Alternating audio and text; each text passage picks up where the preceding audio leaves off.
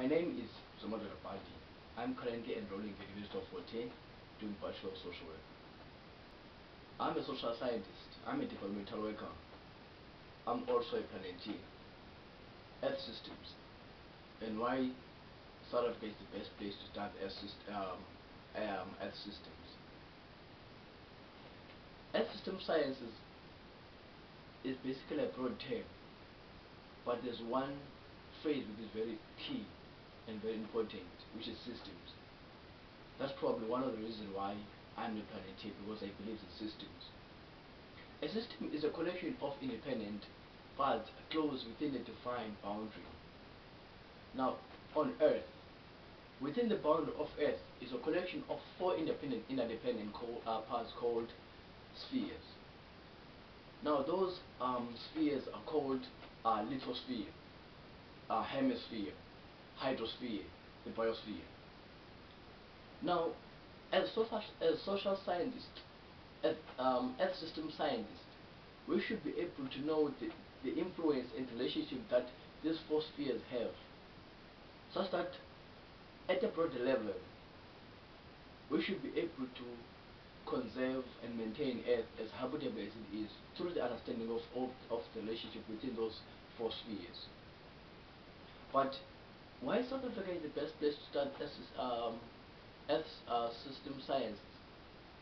It is because South Africa is a growing and developing country.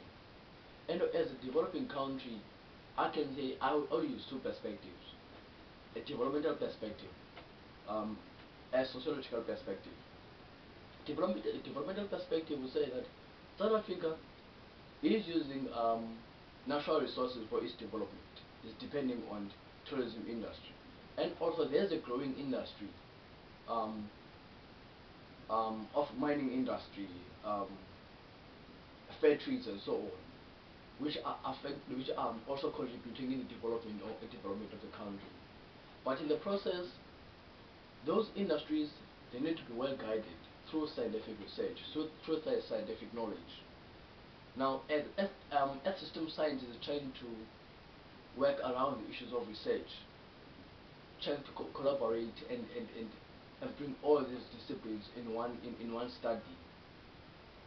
The studies from faculties of social sciences,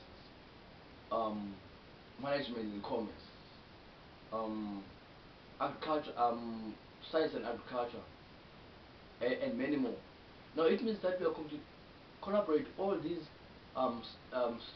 disciplines and bring them in one study, such that we'll be able to produce a well-taught scientific knowledge. Now, understanding that South Africa is in a very special place, in a very special latitude in the world. It has a rich biodiversity. Now, if you want to make sure that if you want to develop a country through the line of tourism, we should be able to observe and acknowledge our biodiversity, because it is the third or fourth rich biodiversity in the world. Now, in that process, the mineral the marine life, the atmosphere, is affected by these industries, by these mineral resources that are being mined.